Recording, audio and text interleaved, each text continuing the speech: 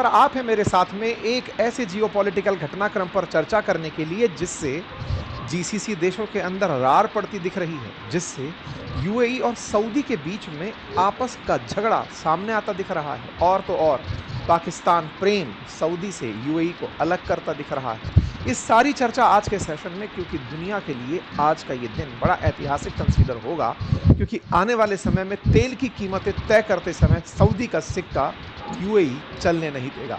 और जो यूएई को नहीं जानते, आसान भाषा में समझिए, दुबई और आबू धाबी देश, मतलब 7 अमीरात हैं, उसमें दुबई और आबू धाबी मेन है। समझिए ये लोग अब सऊदी को किनारा कर रहे हैं। पूरी कहानी को आज के सेशन में डिटेल में डिस्कस किया जाएगा, क्योंकि आने वाले समय में जब स्ट्रेट ऑफ हॉर्मुज खुलेगा और इन देशों से होकर के तेल निकलना शुरू होगा, तो इन तेल बेचने वाले देशों में से एक है यूएई, जो कि स्ट्रेट ऑफ हॉर्मुज पर बिल्कुल किनारे लगकर खड़ा है। इसने ऑयल प्रोड्यूस करने वाली जो कंट्रीज हैं, इनके साथ को छोड़ दिया है। कहा है कि आपके साथ ग्रुप में रहने का मुझे कोई फायदा हो नहीं रहा है, ना तो उत्पादन में और ना ही बिक्री में, इसीलिए बेहतर है कि मैं आपका साथ छोड़ दूं। और यही हुआ साथियों। ऑयल प्रोड्यूस करने वाली कंट्रीज जो हैं, ऑयल एक्सपोर्ट करने वाली कंट्रीज जो हैं, उनका समूह ओपेक आज 12 से 11 का रह गया है। और ऐसे में आने वाले समय में जब स्ट्रेट ऑफ हॉर्मुज खुलेगा, उस समय पर दुनिया को सस्ते दामों पर तेल मिलेगा या महंगे दामों पर? क्या सऊदी और यूएई के बीच आपको युद्ध देखने को मिलेगा? क्या पाकिस्तान आने वाले समय में इन दोनों के बीच रार का कारण बनेगा, या इजराइल अब्राहम अकॉर्ड का फायदा उठाते हुए यूएई का मित्र बनकर सऊदी को पाकिस्तान के हाथों पटखनी दिलवाएगा? इन सारे विषयों पर आइए एक एक करके डिटेल में चर्चा करते हैं। चर्चा इसीलिए क्योंकि 28 अप्रैल को कच्चा तेल निर्यात करने वाला संगठन, ऑर्गेनाइजेशन जिसका नाम है ओपेक, और उसका एक अन्य एक्सटेंडेड पार्ट जिसका नाम है ओपेक प्लस, वहां से यूएई ने निकलने का फैसला कर लिया। जब ये सुर्खी बाहर निकलकर आई, तो organisation of petroleum exporting countries का जो एकदम सिक्का था, ऐतिहासिक रूप से जो कहानियां थी, वो लोगों के जुबान पर फिर तैरने लगी कि कैसे ये संगठन इतना बड़ा संगठन बन गया था कि एक टाइम पर इसने अमेरिका के हालात खराब कर दिए थे। कैसे एक टाइम पर युद्ध का मुख्य हथियार तेल बन गया था। आज आप और हमने इस दौर में स्ट्रेट ऑफ हॉर्मुज को कंट्रोल करते हुए ईरान को देखा है। एक समय पर इजराइल से युद्ध लड़ते समय 1973 में इन देशों ने, जो ऑयल पैदा करते हैं, इन्होंने अमेरिका को तेल बेचने से ही इनकार कर दिया था। और उस समय ये सारा करता धरता जो कार्य था, ये ओपेक ही कर रहा था। यानी कि वो ऑर्गेनाइजेशन जो तेल प्रोड्यूस करता है, that is organisation of petroleum exporting countries. इसका इतिहास क्या है, कैसे ये ऑर्गेनाइजेशन बना, मैं एक एक करके आपको बताना शुरू करता हूँ। साथियों, शुरुआत में धरती के नीचे से तेल निकलता है, फॉसिल फ्यूल काम का होता है। ये भी तो अपने आप में एक तकनीक रही होगी, ये पता लगाना भी तो अपने आप में एक काबिलियत की बात रही होगी, क्योंकि जमीन में से निकलने वाला तो क्रूड होता है। उस क्रूड को रिफाइन करके तेल में बदलने के लिए कुछ तकनीकों की आवश्यकता होती है, और इन तकनीकी में जो महारत थी वो ब्रिटेन और अमेरिका की कंपनियों की थी। ये 7 कंपनियां उस समय की फेमस कंपनियां हुआ करती थी। इन 7 कंपनियों को 7 सिस्टर्स कहा जाता था। इन कंपनियों को ताकत थी कि ये दुनिया के किसी भी क्षेत्र से तेल निकालकर, क्रूड निकालकर उसे तेल में बदलना जानती थी। इनके पास तकनीक का एक अधिकार था और इन्हें संरक्षण अपने अपने देशों का था। तो इसके साथ ब्रिटेन और अमेरिका मिलकर इन 7 कंपनियों को दुनिया में जहां भी तेल निकलता था वहां भेज दिया करते थे कि जाओ वहां पर तेल निकालो, बेचो और पैसा कमाओ। ऐसा ही जब इन्हें तेल का भंडार इस गल्फ कंट्रियों के संगठन में मिला, जब इन जीसीसी देशों में तेल भंडार का पता चला, तो इन्होंने तय किया कि इन देशों के कुओं से तेल निकालेंगे और तेल निकालकर उसे उचित दामों पर बेचकर लाभ कमाएंगे। जिस देश के कुएं हैं, उन देश के कुओं को कुछ रॉयल्टी देते रहेंगे, ये कहकर कि जब जमीन आपकी थी तो हमने यहां पर इसका प्रोडक्शन कर लिया। आपको ध्यान होगा, जब ट्रंप ने वेनेजुएला से मादुरो को उठाया, उस समय एक लाइन कही थी कि हमारी कंपनियों को वेनेजुएला ने भगा दिया था, हम तो अब वापस जाकर वेनेजुएला को प्राप्त कर रहे हैं। तो फिर ये क्या कहानी थी? कहानी ये थी कि ये जितने भी कंपनी थी, इनसे प्रताड़ित होकर 1960 में 5 बड़े देश जिनका ऑयल प्रोडक्शन में बड़ा नाम था, उनमें ईरान भी था, इराक भी था, कुवैत भी था, सऊदी भी था और सऊदी भी था और वेनेजुएला भी था। इन 5 देशों ने 1960 में इराक के शहर बगदाद में मिलकर एक बातचीत का आयोजन किया। बगदाद मीटिंग कहते हैं इसे। और कहा कि तेल हमारा, जमीन हमारी, प्रोडक्शन करने वाली ये कंपनियां हम पर राज कैसे कर लेती हैं। तो बोले क्या करें? बोले हम आपस में मिलकर क्यों नहीं तय करते कि ऑयल की कीमत क्या होगी। हम क्यों नहीं इनका कमीशन तय करते कि तुम कंपनी हो, निकालने का तुम्हें इतना ही पैसा मिलेगा। हम खुद से ऑयल निकालना क्यों नहीं शुरू करते। शुरुआती तौर पर इस आइडिया को लोगों ने ज़्यादा तवज्जो नहीं दी कि ठीक है, जिनके कुएं हैं वो कर क्या लेंगे। लेकिन धीरे धीरे इन देशों के पास बढ़ते पैसे ने खुद की रिफाइनरीज डलवाना शुरू किया और इन देशों का धीरे धीरे अपना स्तर बढ़ने लगा। इतना बढ़ा कि इन कंपनियों को आदेश दिया गया कि अब ये सारा की सारा सेटअप जिस देश में आपने लगाया है उसी देश का होगा। इसे ही राष्ट्रीयकरण कहते हैं। रिफाइनरियों का राष्ट्रीयकरण कर दिया गया। रिफाइनरीज का जब राष्ट्रीयकरण होना शुरू हुआ तो इन गल्फ कंट्रीज ने पूरे पूरे सेटअप को अपने कंट्रोल में ले लिया। इससे पहले तक अमेरिका ने इन्हें और परेशान करने के लिए एक मैंडेटरी ऑयल इंपोर्ट कोटा लागू किया था, जिसका तर्क था कि यदि कोई देश तेल बेचना चाहता है तो तेल की सीमाएं तय की गई कि कनाडा इतना तेल बेचेगा या फिर अमेरिका का कोई साथी देश है वो इतना बेचेगा, और इन देशों में जिनके पास तेल भले ही है लेकिन ये ज़्यादा तेल नहीं बेचेंगे। तो अमेरिका से त्रस्त थे, सेवन सिस्टर कंपनीज से त्रस्त थे। इन देशों ने मिलकर के जो अपना समूह बनाया, यही समूह 1960 में ओपेक कहलाया। तो ईरान, इराक, कुवैत, सऊदी अरब और वेनेजुएला ने मिलकर के जो संगठन बनाया, ये संगठन असल में अमेरिका से और अमेरिकी कंपनियों से, ब्रिटिश कंपनियों से त्रस्त होकर बना एक संगठन था। लोगों ने शुरुआत में इसको वैल्यू नहीं दी, लेकिन 1973 में जब अरब इजराइल वॉर शुरू हुआ तब दुनिया में एक ऑयल क्राइसिस शुरू हुआ। साथियों, जो आज आप ईरान इजराइल सुन रहे हैं, ऐसे ही 1973 में भी एक बार इजराइल वर्सेस पूरे अरब वर्ल्ड संयुक्त रूप से लड़ने के लिए गए थे। इसे यौम कूपर युद्ध के नाम से भी जाना जाता है। साथियों, 1967 में इजराइल ने हमला करते हुए अपने पड़ोस के जितने भी देश हैं, इधर इजिप्ट की तरफ अगर निकले तो सिनाई पेनिनसुला तक, उधर की तरफ लेबनान आधा ले लिया, सीरिया में गोलन हाइट्स तक काम कर दिया, इधर वेस्ट बैंक पूरा कब्जा लिया, जॉर्डन के अंदर एंट्री कर गए, बहुत सारे क्षेत्र के ऊपर इजराइल ने कब्जा कर लिया था।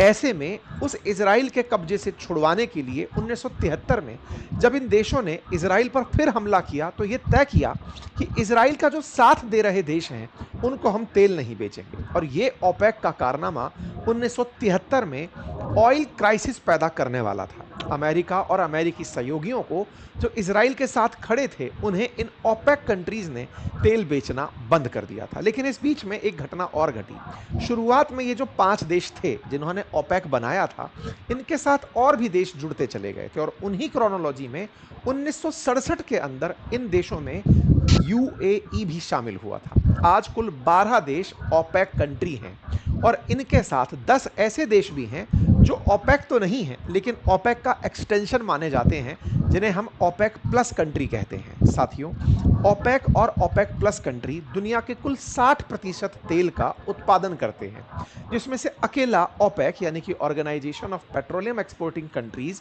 जिनमें 12 देश हैं, वो दुनिया के 40% आज के ऑयल प्रोडक्शन को कंट्रोल करते हैं और दुनिया में तेल के ज्ञात भंडारों का 80% नियंत्रित करते हैं। ऐसे में इन ओपेक देशों ने जब अमेरिका को तेल ना बेचने का निर्णय लिया तो उसके हालात अमेरिका में कुछ इस तरह से तस्वीरों में बयान हुए। बहुत से देशों में तेल की क्राइसिस पैदा होना शुरू हुई और इसी क्राइसिस से महत्व स्थापित हुआ ओपेक का कि ये दुनिया में तेल की कीमतों को कंट्रोल करने वाला समूह बन चुका है। ये समूह आज तक भी इतना ही पावरफुल समूह माना जाता है, यानी कि एक ऐसा समूह जिसमें 12 देश, Saudi Arab, Iraq, Iran, UAE, Kuwait, Nigeria, Libya, Venezuela, Algeria, Republic of Congo, Gabon और इक्वेटर गुनिया, ये सारे देश शामिल हैं। इनकी अगर पर डे ऑयल प्रोडक्शन क्षमता आपको बताई जाए तो लगभग 9 million barrel per day Saudi Arab तेल प्रोड्यूस करता है। इराक लगभग 4.25 मिलियन बैरल प्रतिदिन तेल पैदा करता है। ईरान 3.5 मिलियन, ऐसे ही UAE 2.9 million barrel per day तेल प्रोड्यूस करता है। ये जो आप नंबर सुन रहे हैं कि कौन कितने मिलियन बैरल तेल प्रोड्यूस करता है, ये सब मिलकर तय करते हैं कि हमें इतना ही तेल प्रोड्यूस करना है। बड़ा इंटरेस्टिंग है इस पॉइंट को जानना। आप इस पॉइंट को जितना ज़्यादा जानेंगे उतना ज़्यादा आपको इसका महत्व समझ में आएगा आज की खबर का। सोचिए साथियों, जिनके पास दुनिया का 80% तेल हो, वो चाहें तो एक साथ बहुत ज़्यादा तेल पैदा करके दुनिया में तेल की कीमतों को तो नीचे ला सकते हैं, लेकिन इन लोगों ने यूनिटी बना रखी है कि हम तेल ज़्यादा पैदा करेंगे ही नहीं। क्यों नहीं करेंगे? अगर ज़्यादा कर दिया तो सप्लाई बढ़ जाएगी, डिमांड घट जाएगी, तेल की कीमतें कम हो जाएंगी, तो हम पैसे वाले कैसे बनेंगे? इन देशों ने यूनिटी बनाकर यह तय किया कि हम केवल लिमिटेड मात्रा में ही तेल पैदा करेंगे।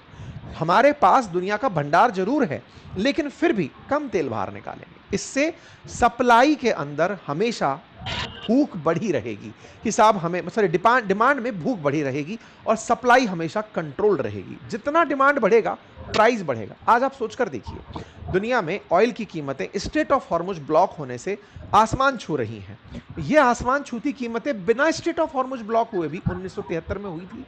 ऐसे मल्टीपल टाइम जब जब इजराइल को पनिश करना था या अमेरिका से नाराजगी दिखानी थी, इन देशों ने प्रोडक्शन रोक दिया कि लो जी, हम तो तेल की कीमतें बढ़ाएंगे। इसका मतलब समझिए, इन देशों ने एक नियम बना रखा है कि हम इतना ही तेल निकालेंगे। इसे कहते हैं कोटा सिस्टम, और इस कोटा सिस्टम को तय करता है सऊदी अरब। सऊदी अरब ने अपने पास, हालांकि वेनेजुएला से कम तेल के भंडार हैं इसके पास, लेकिन फिर भी दुनिया में सबसे ज्यादा प्रोडक्शन पर डे के हिसाब से यही करता है, और सबसे ज्यादा प्रोडक्शन लगभग 9 million barrel per day produce करके औरों से कहता है कि तुम कम प्रोड्यूस करो ताकि दुनिया में डिमांड सप्लाई बनी रहे। यूएई यही नाराज हुआ है। यूएई ने कहा, और इसके बहुत से कारण हैं, हम उन्हें डिकोड करेंगे। यूएई जो कि लगभग 3 million barrel per day produce करता है और सऊदी जो 9 million barrel per day produce करता है, यूएई ने कहा कि आने वाला समय तो वैसे भी लोग ग्रीन एनर्जी की तरफ जाएंगे, मुझे मतलब नहीं है आपके कोटा सिस्टम से, और मैं आज आपसे विदा लेता हूं। 1967 में जुड़ा हुआ यूएई वर्ष 2026 में जाकर के इनका साथ छोड़ते हुए कहता है कि मैं इस प्रोडक्शन को बढ़ाकर 5 मिलियन बैरल पर डे करूंगा। आपका जो ये कोटा है ना कि इतना ही पैदा करो, नहीं, मैं अपनी जरूरत के हिसाब से चलूंगा। आप कौन होते हो ये तय करने वाले? अब आपका दिमाग एकदम भन्ना आएगा, यार तेल का प्रोडक्शन बढ़ा तो तेल की कीमतें नीचे आएंगी। जी हाँ, एकदम सुनते ही ये लगता है कि तेल की कीमतें नीचे आएंगी, लेकिन अभी जो स्ट्रेट ऑफ हॉर्मुज का ब्लॉकेड है ना, अगर आज भी ये खुलता है तो 6 महीने लगेंगे प्राइस को वापस सामान्य होने में, क्योंकि जितनी ज्यादा प्राइसेस अनस्टेबलाइज हो रखी हैं, जितने प्रोडक्शन रुके हुए हैं, सिस्टम को वापस से बहाल होने में जितने लोन चढ़े हुए हैं, जितने स्ट्रेटेजिक रिजर्व खाली हो गए हैं, उन्हें भरने में अभी लगभग 6 महीने का समय लगेगा। स्थितियां सामान्य होने में समय लगेगा। ऐसे में इन्होंने युद्ध के काल में ही ये डिसाइड कर दिया कि सुनो, तेल भले ही ना बिक रहा हो, लेकिन जिस दिन बिकना शुरू होगा, जिस दिन स्ट्रेट ऑफ हॉर्मुज खुला होगा, उस दिन मैं बटन दबा दूंगा और पूरा पूरा तेल एक ही बार में निकाल दूंगा जमीन में। इस बार सब लोगों ने कहा कि ये तो तगड़ा काम कर जा रहे हो यूएई, आखिर नाराज किससे हो? यूएई सऊदी से नाराज है या फिर खुद से? क्या है मतलब असल में नाराजगी किससे है? कोटा सिस्टम तो तुमको भी तेल की कीमत बढ़ाने का मौका देता है। बोले नहीं, ये ज्ञान मत दो हमें। जब कोटा है हमारा, तब भी किसी दूसरे देश ने हमारा प्रोडक्शन रोक दिया। भाई आज ईरान कंट्रोल करके 2 महीने से युद्ध के दौरान बैठा हुआ है। दुनिया में तेल होते हुए भी तेल बाहर नहीं आ रहा। जिनके पास कंट्रोल है वो भी बेच नहीं पा रहे, जिनके पास कंट्रोल है अगर वो भी नहीं बेच पा रहे, तो इसका करूं क्या, फायदा क्या है? जब खुलेगा तो मैं एक साथ बेच करके भाई पैसा कमाऊंगा। इस समय हालत खराब। आपके दिमाग में कई तरह के प्रश्न उठेंगे कि साहब अगर ये हालात हुई तो सीधा सीधा असर इन दोनों की दुश्मनी के रूप में, क्योंकि ओपेक का लीडर है सऊदी अरब, बोले ये अब इससे नाराज नहीं हो जाएगा क्या? है, ऑलरेडी यूएई से नाराजगी है। वो हमने कई बार डिस्कस किया, आज भी और डिस्कस करेंगे। और जान लीजिए, इनके अलावा एक और समूह बना जिसमें रूस नेता बनकर आया और उसने अपने साथ 10 देशों को शामिल किया, जिसे ओपेक प्लस कहते हैं। संयुक्त रूप से दोनों मिलकर एक साथ काम करते हैं। दुनिया का 20% तेल ये भी पैदा करते हैं, जिसमें रूस, Mexico, Kazakhstan, Oman, Azerbaijan, Malaysia, Bahrain, Brunei, south Sudan ये शामिल हैं। ये लोग भी इसके साथ ही रहते हैं और दुनिया में कीमतों को कंट्रोल करते हैं। इन देशों को एक साथ आज जो झटका दिया, वो इन्हीं के एक दोस्त ने बागी होकर दिया कि सुनो, हम अपना तेल खुद निकालेंगे। तो साहब, यहां पर अब प्राइस कंट्रोलर ओपेक इनके बिना हो गया है। अब हमको यह समझना होगा कि यूएई ने असल में 5 मिलियन बैरल निकालना था, समझ में आया, लेकिन अचानक बेगाना कैसे हुआ, इन लोगों को छोड़कर कैसे भाग गया? क्यों यूएई ने इस तरह का अनाउंसमेंट ऐसे समय पर किया जब तेल निकल ही नहीं रहा है? होता कि भाई स्ट्रेट ऑफ हॉर्मुज खुल गया, उस समय खोल देता। इस समय जब संयुक्त रूप से सब साथ होकर के ईरान के खिलाफ लड़ सकते हैं, उस समय इस अनाउंसमेंट का क्या मतलब है? और यह मतलब इन्होंने 1 मई से कह दिया है कि 1 मई से हम इस पर लागू हो जाएंगे साहब, हम छोड़ रहे हैं ओपेक और 1 मई से काम करना शुरू कर देंगे। तो अब आपका इस वीडियो का सेकंड पार्ट जो आपको समझना होगा कि यूएई सऊदी से खफा क्यों हुआ, इसको आप मेरे साथ डिस्कस करेंगे। साथ राजदूत थे हमारे साथ में और एक मेजर जनरल साहब थे, उनसे भी जब डिस्कशन हो रहा था तो यूएई का पर्सपेक्टिव डिस्कस हुआ था। उसमें यह बात निकल कर आई थी कि यूएई ने इस पूरे युद्ध में इजराइल से ज्यादा बम खाए हैं। जितना युद्ध हुआ उसमें सबसे ज्यादा मार यूएई की पड़ी है और यूएई का साथ देने में सऊदी ने बहुत ज्यादा पार्शलिटी की है।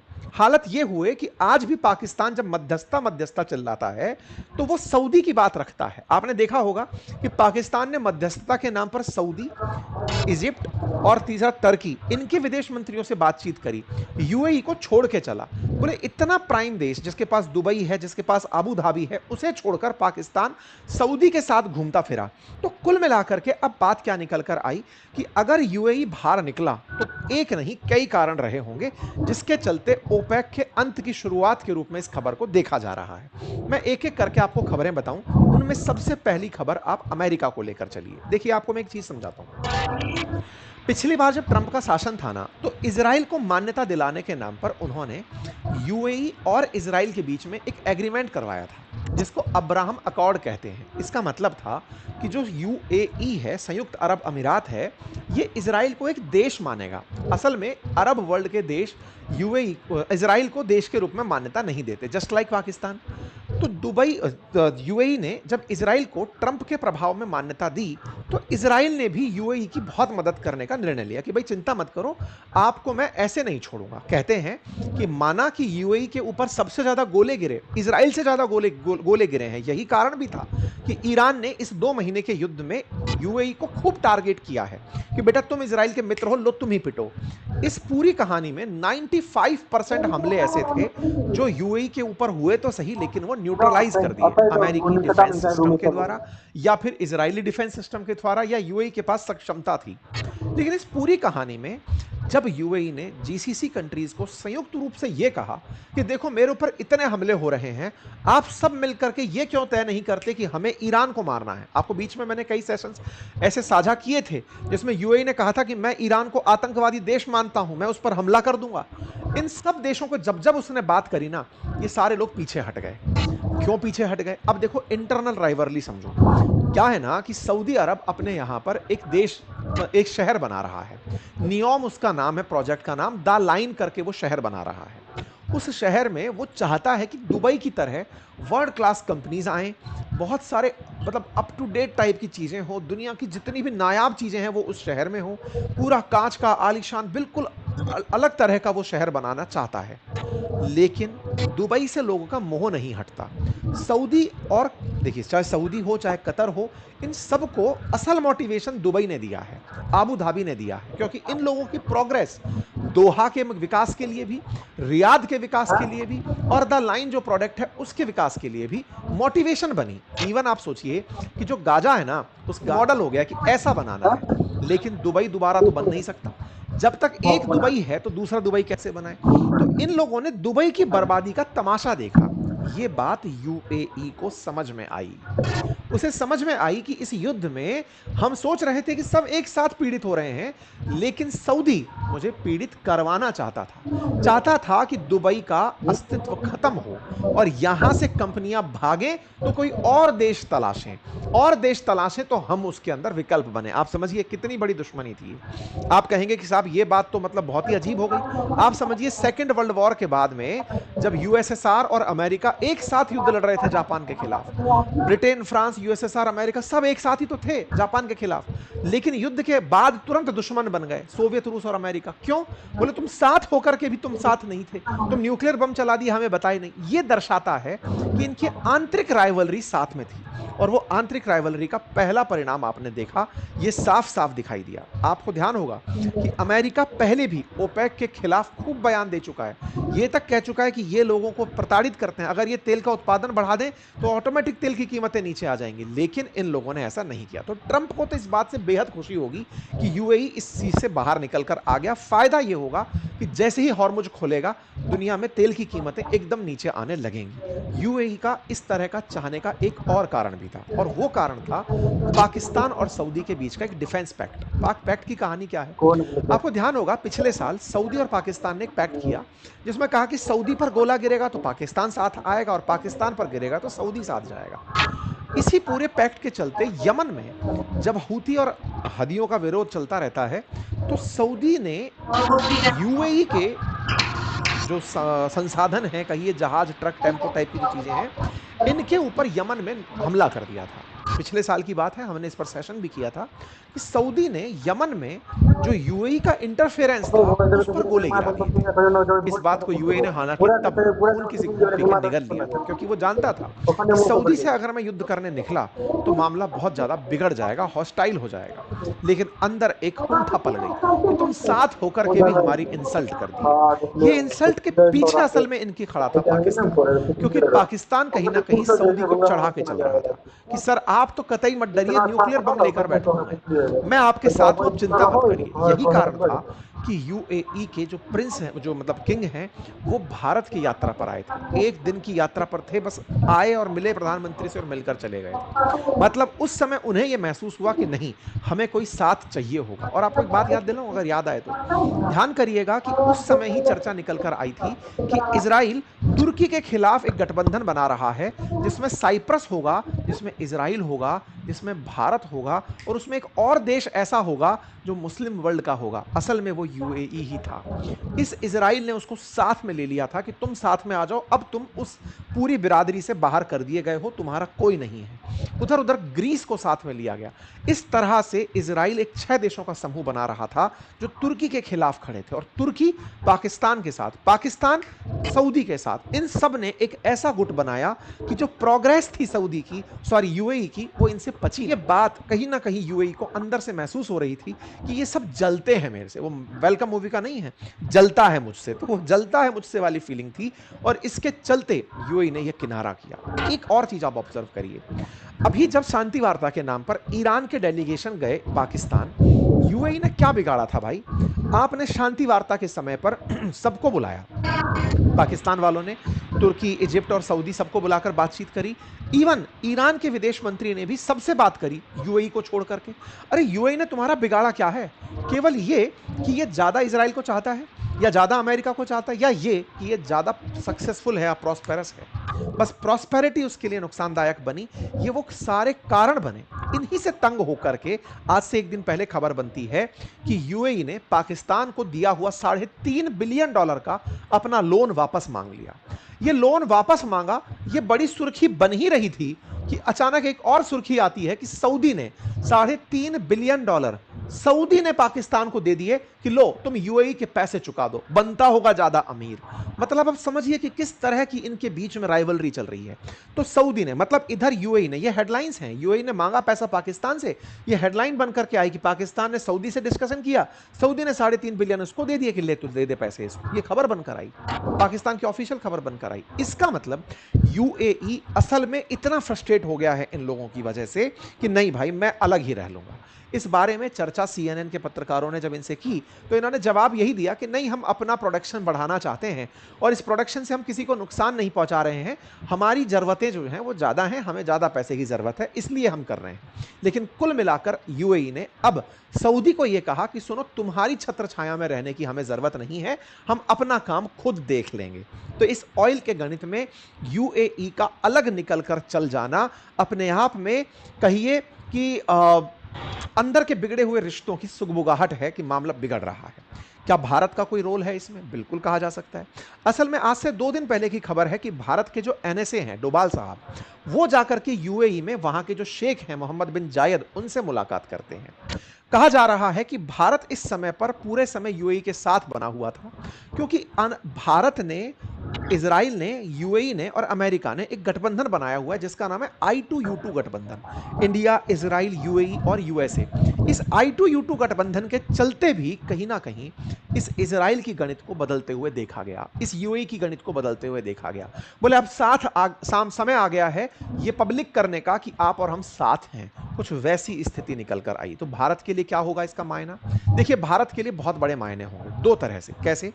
यूएई जैसे ही इस स्टेट ऑफ हॉर्मुज के बाद पब्लिक के लिए ओपन होगा, उस समय हो सकता है कि भारत यूएई के साथ एक ऐसा पैक्ट साइन कर ले जैसा चाइना ने ईरान के साथ किया हुआ है, $400 बिलियन तेल खरीदने का। तो यूएई के साथ भारत इजराइल की मित्रता से यूज करते हुए कि सुनो भाई, हम भी आपके साथ एकदम एक मुश्त, आप प्रोडक्शन करो, कह रहे हो कि भाई मैं $5 मिलियन खरीद रहा हूं, 2 मिलियन बैरल प्रतिदिन हम आप ही से खरीद लेंगे, हम तो वैसे भी 85% इंपोर्ट करते हैं, आपके लिए हम ग्राहक बनकर बैठे हैं, बढ़िया गठबंधन है, निभाते हैं और बढ़िया काम करते हैं। ऑलरेडी हम अपनी ऊर्जा आवश्यकता का लगभग 10% अभी भी यूएई से इंपोर्ट करते हैं, हम और बढ़ा देंगे। कुल मिलाकर के भारत अब उस स्थान को लेना चाहता है जो सऊदी पाकिस्तान के साथ कर रहा है, यानी कि गल्फ की कहानी में भारत की एंट्री हो चुकी है। आप इसे कैसे देखते